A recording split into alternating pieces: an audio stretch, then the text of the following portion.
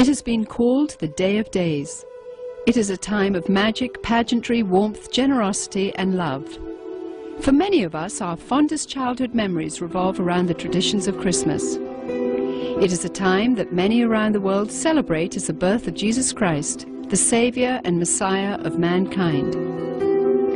In recent years, however, the spiritual holiday has become a time of mass marketing and crass commercialism. Incredibly, many businesses derive more than half their yearly income during this period. The process of gift-giving, once thought to have come from the story of the wise men who offered gifts to the newborn Christ, has evolved into the buying frenzy we see today during the month of December. But what about the other Christmas traditions? Have you ever wondered why we decorate the Christmas tree? Why we light the Yule log? Why we hang the mistletoe? And why we teach our children to believe in Santa Claus? In the next hour, you will discover the true origins of Christmas. You may be surprised or even shocked to learn the source of your favorite holiday traditions. Chances are, you'll never look at Christmas the same ever again.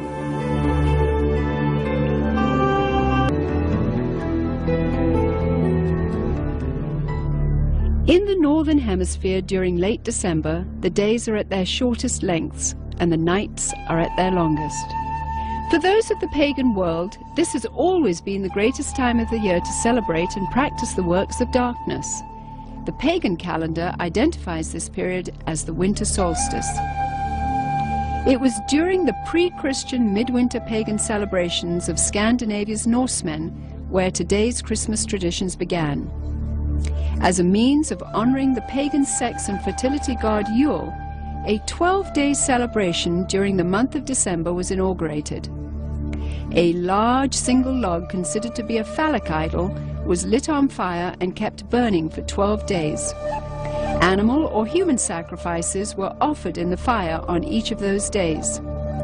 Wild, delirious reveling accompanied the daily sacrifices as drunken participants defiantly strove to make contact with spirits. 1,000 miles away in pre-Christian Rome, celebrants were paying homage to their own gods during the winter solstice. Witchcraft traditions hold that a number of pagan gods were given birth during this period, including Dionysus, Attis, and Baal, chief male god of fertility and licentiousness. Another pagan god from Persia, identified as Mithra, was said to have been born specifically on December 25th. Mithra was the god of the unconquerable sun, the god of the light between heaven and earth, worshipped at that time by an influential Roman cult. His birth symbolized an end to the long nights and a return to the dominance of the sun. During the month-long winter solstice celebration, courts in Rome were closed. Any and all crimes were allowed. Homosexuality, cross-dressing, and uncontrolled debauchery reigned supreme.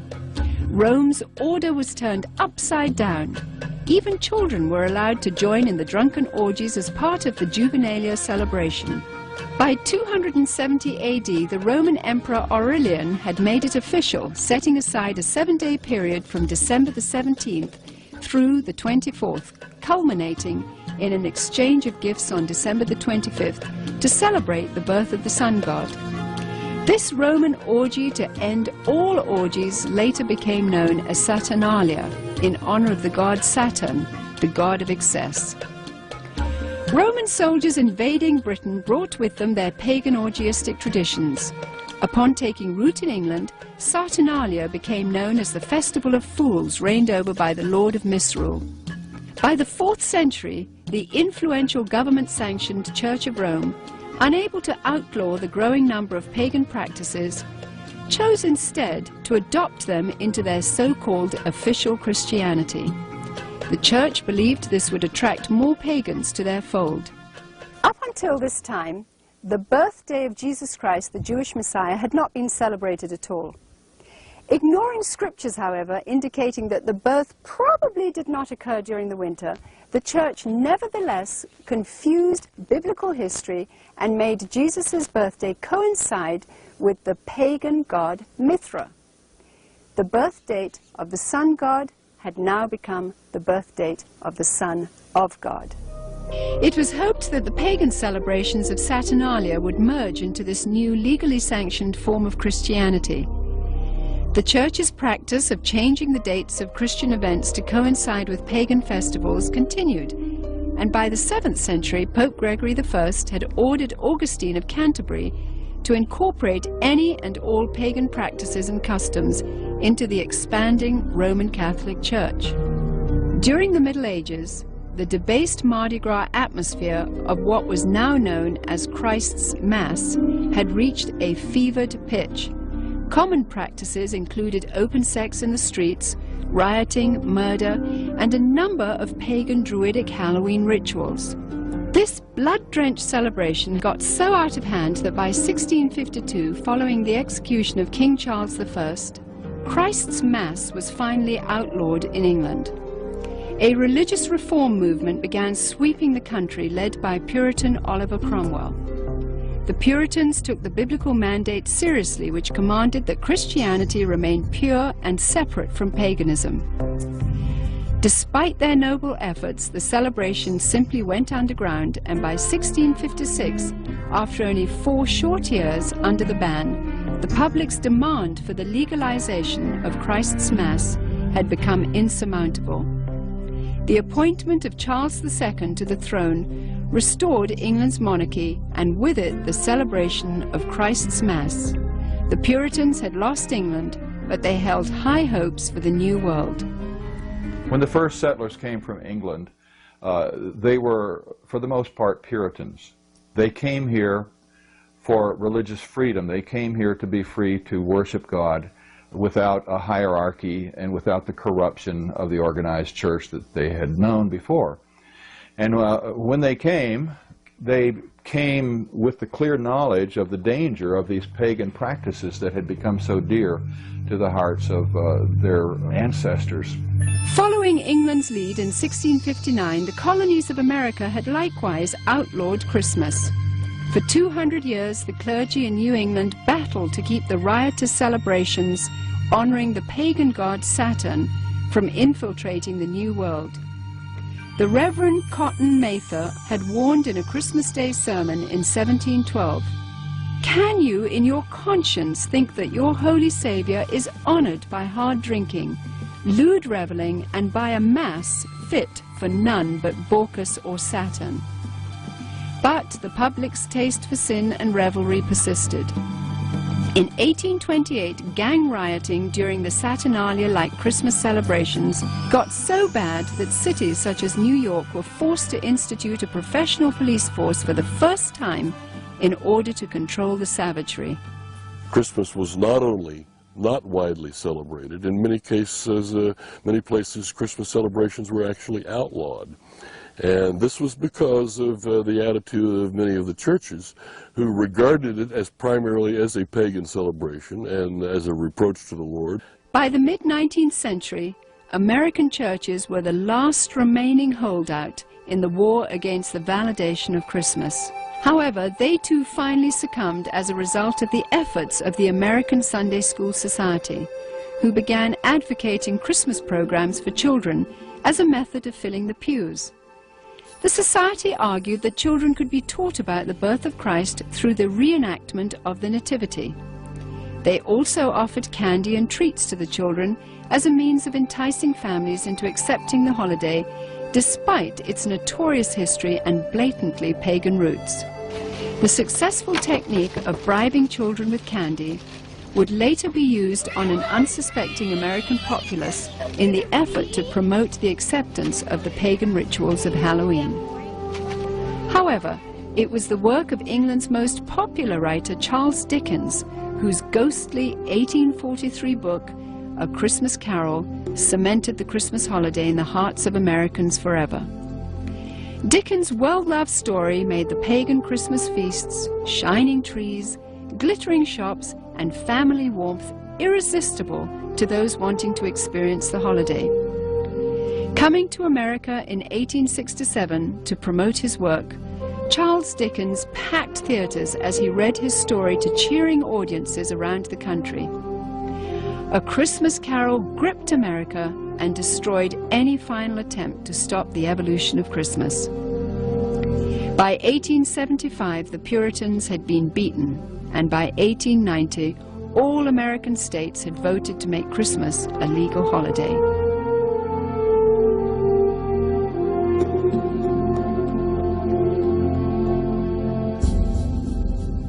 Today's tradition of the Christmas Yule log stems directly from the worship of the pre-Christian Scandinavian fertility god Yule. The burning of this phallic idol is also responsible for the concept of the 12 days of Christmas, which represented the 12 daily sacrifices offered up in the Yule log's flames. Another good example of the pagan elements of Christmas is the whole concept of Yule and the Yule log. The very term is derived from the Norse god Yule, spelled J-U-L. And every year around Christmas time, a huge log was cut down and fashioned into a fertility symbol and then burned for 12 days. And on each successive day, a new sacrifice to the god Yule was performed in the fire, and a new sacrificial victim was burned to death. Sometimes, but not always, these sacrificial victims were human beings. And the whole notion of the 12 days of Christmas also comes to us from this Norse pagan tradition. In an attempt to blur the origins of this horrific ritual, the Church of Rome placed the first day of the Mass of Christ on December 25th and the 12th day on January the 6th. Despite no scriptural references for January the 6th, it was selected as the day the wise men supposedly arrived to offer gifts to the newborn Christ. This day then has become known as Epiphany. During the Dark Ages, the European custom of putting an oil-lighted wick lamp in the windows during the 12 days of Christmas signified to neighbors that the occupants were participating in the pagan worship of the phallic idol Yule. In today's commercialism, this is where we get the tradition of decorating our houses with Christmas lights. The Yule log custom was originally brought over to America by Scandinavian immigrants during the 1600s. And despite attempts to ban the tradition, it has stayed with us to this very day. Today, when we wish someone Yuletide greetings, we are in a sense invoking the power of the fertility god Yule upon that person.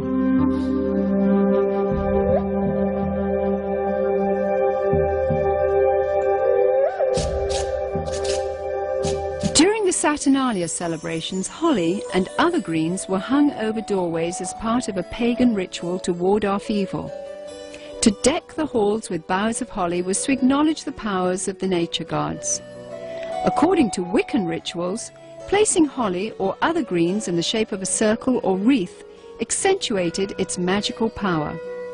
Similarly, mistletoe, when used in the casting of Wiccan or Druidic spells, could render a woman helpless and open to sexual exploitation. This is where we get our custom of hanging mistletoe in doorways today, and if a woman is caught underneath, she may be kissed and must not resist. The fir tree, the mistletoe, all of these things typically come from overtly pagan traditions, typically from Northern Europe, German, Norse, and English. Likewise, evergreen trees have always represented sex and fertility in pagan cultures.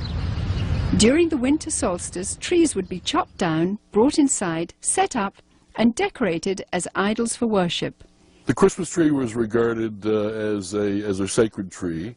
The pagans of Northern Europe typically worshipped trees. They regarded trees and groves as sacred. So the bringing of the tree into the house would be a way of bringing this supernatural source of blessing into your home. That was the whole idea, that there were spirits who resided in the trees. In the Middle Ages, the tradition of the winter solstice Christmas tree primarily took root in Germany.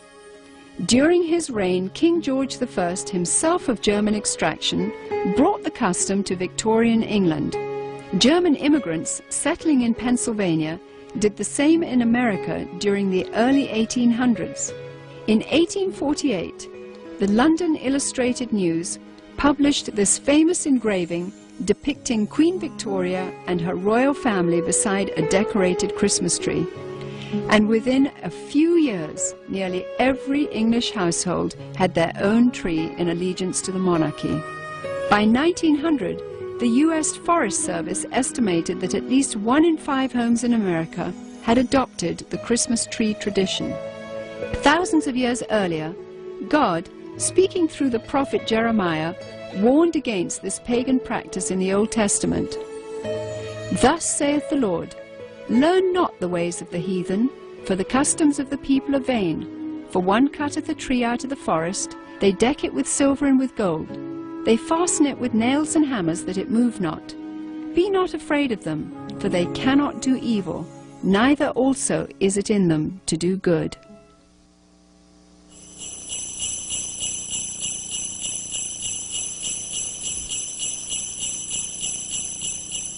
Santa Claus is another good example of a pagan element of Christmas. Santa Claus, as we know him today, is an amalgamation of several different traditions, but in most cultures throughout the world, you will find the existence of what is known as hearth gods, gods who guard the hearth and the chimney and keep the fires burning and make sure the food cooks properly and the people are warm and what have you. And at a certain time of year, in the middle of winter, typically, the hearth god dressed in red will come down the chimney to reward those who have pleased him during the course of the previous year and to lay curses or hexes or other forms of punishment upon people who have displeased him. The concept of Santa Claus has had a long and winding history, with a number of diverse cultures contributing to the composite character we have today. Beginning once again in Scandinavia, Santa's original incarnation was in the form of Odin, the pagan god of thunder, a tall fellow with a long flowing beard who inhabited the spirit-infested Nordic forests. Odin would travel the sky during the winter solstice, deciding who would die and who would prosper. Most believers were frightened of this particular time of year. In England, Odin eventually evolved into Father Christmas, who, crowned with sprigs of holly, traveled the countryside getting roaring drunk as part of the Festival of Fools celebration. Frequently, he would be accompanied by a horned goat, ironically the biblical symbol of those who reject the salvation of Jesus Christ. According to the traditions of the Church of Rome, there was a Turkish bishop named Nicholas who hailed from Myra in Asia Minor during the 4th century. He was known as the patron saint of seafaring men. Over the centuries, as the legend began to unfold, it was rumored that St. Nicholas had actually captured the devil himself, put him in chains, and made him his personal servant. Recognized in various cultures as Krampus, Beelzebub, or Zwart Piet, Black Peter, this assistant of St. Nicholas is best known by his German name, Knecht Ruprecht. Described as a hideous horned creature, the servant Ruprecht was a dark and sinister figure who stood in stark contrast to the saintly Nicholas. Somehow, Father Christmas's companion, the horned goat, had metamorphosized into the foreboding horned devil called Ruprecht. As St. Nicholas traveled from house to house, inquiring about the behavior of children, Ruprecht would drop candy and gifts down the chimney into the good children's shoes which had been placed there.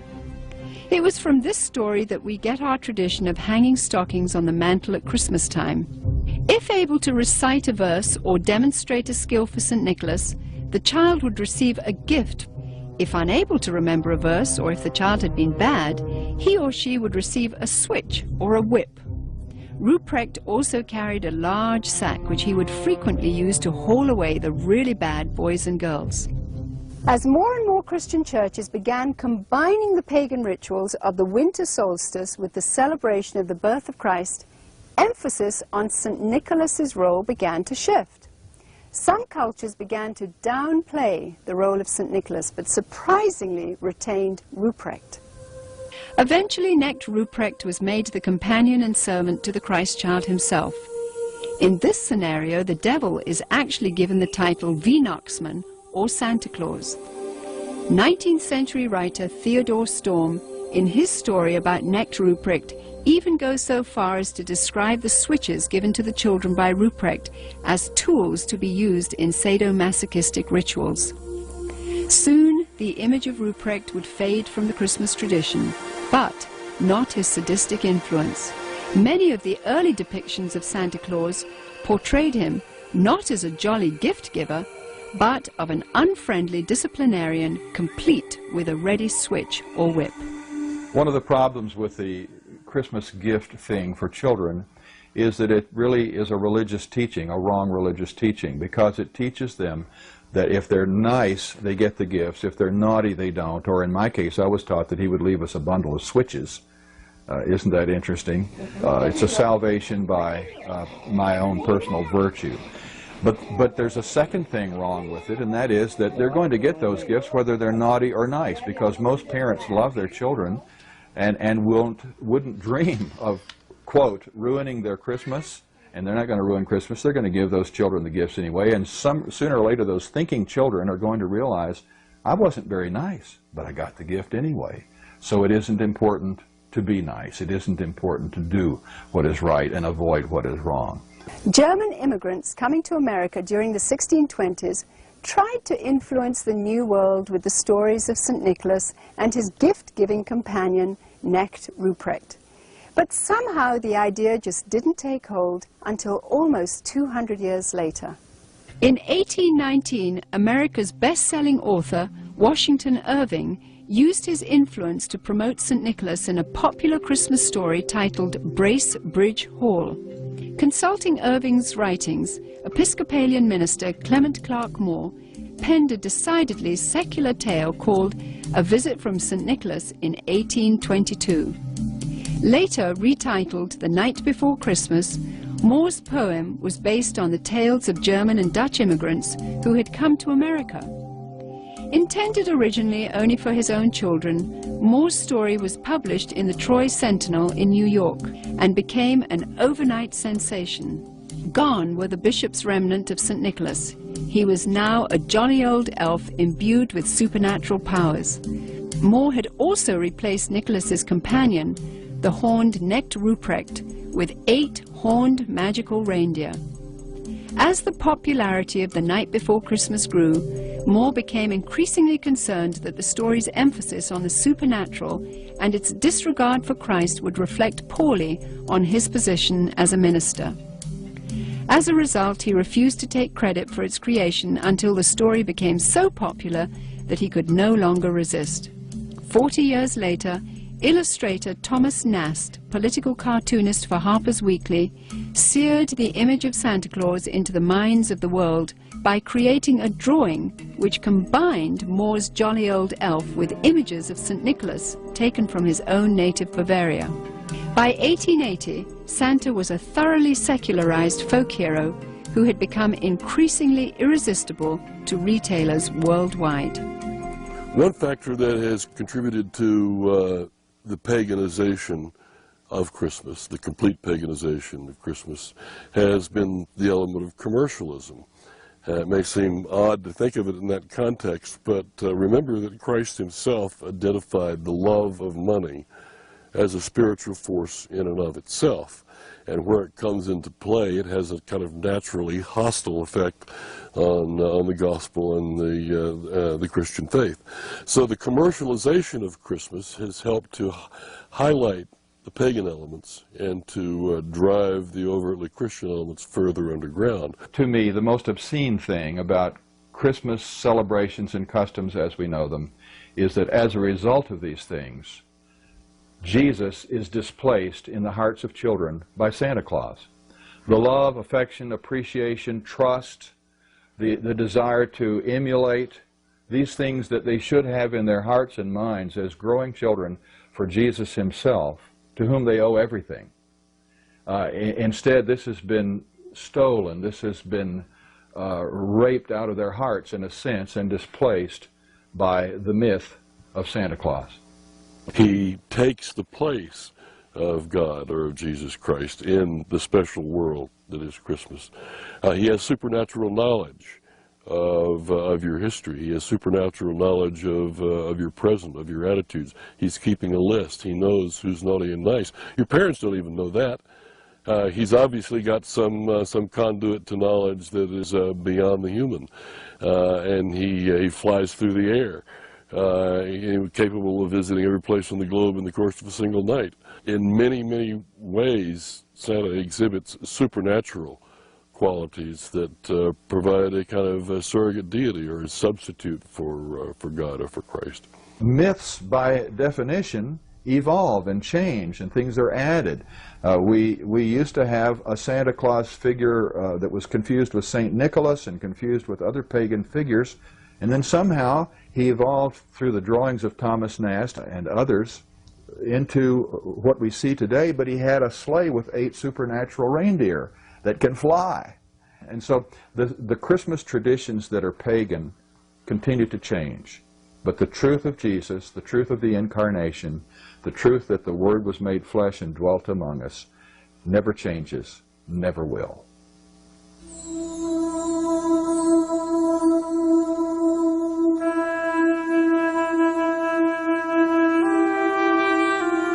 Various scriptures in the Bible, including the 2nd chapter of Luke, record the events surrounding the birth of the Messiah.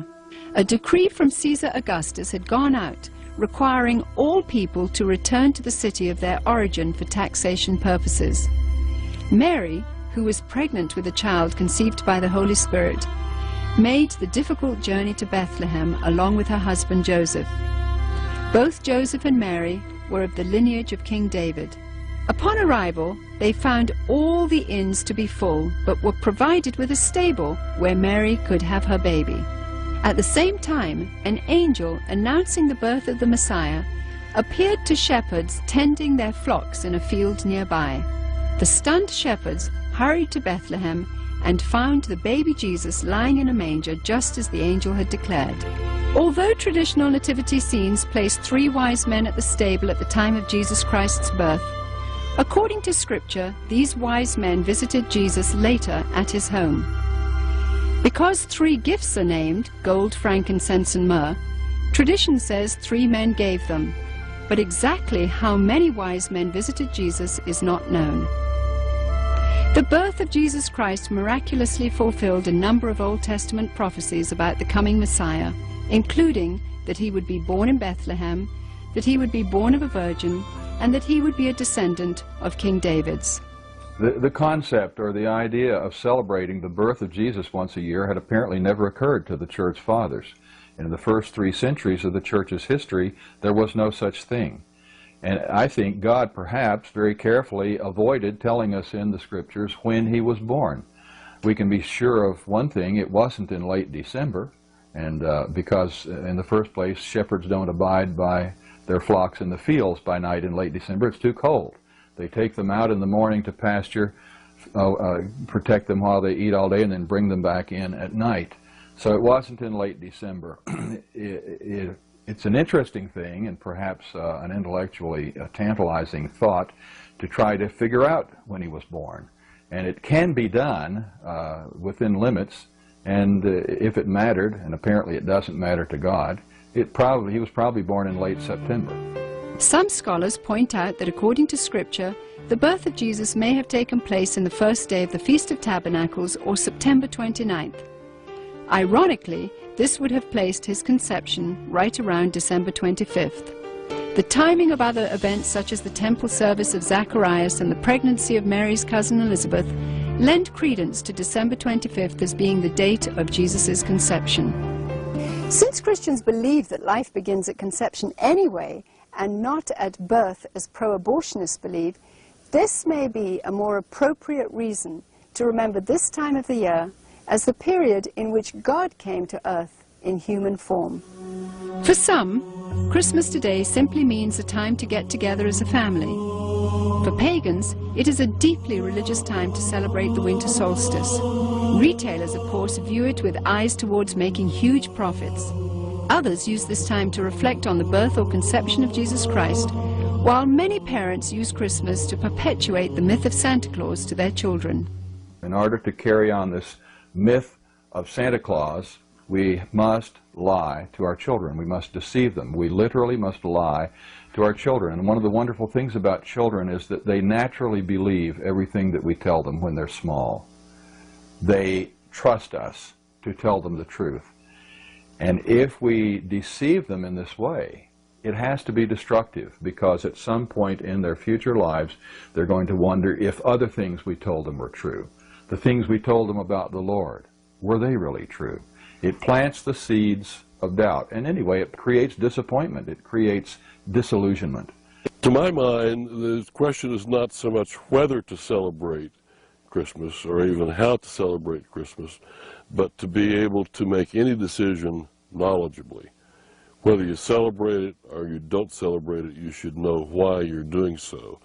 You should understand what the pagan roots of Christmas are, and with that knowledge, you can discount them or ignore them if you choose to do so. It is not the purpose of this film to tell you which Christmas rituals should and should not be practiced by you and your family. This is between you and the Lord. What Christians should be most concerned about, however, are the growing pagan influences infiltrating every area of our rapidly degenerating society. Recently, we took our cameras to the Nevada desert, where we witnessed 35,000 pagans from around the country participating in a week-long celebration of sex, drugs, and hedonism.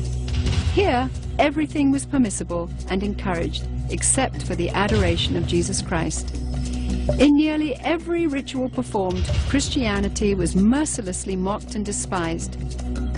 Each year, the numbers of participants continues to grow. Its attraction is expanding worldwide as it recruits through the internet. It is sobering to witness what could be the wave of the future unfolding before our eyes.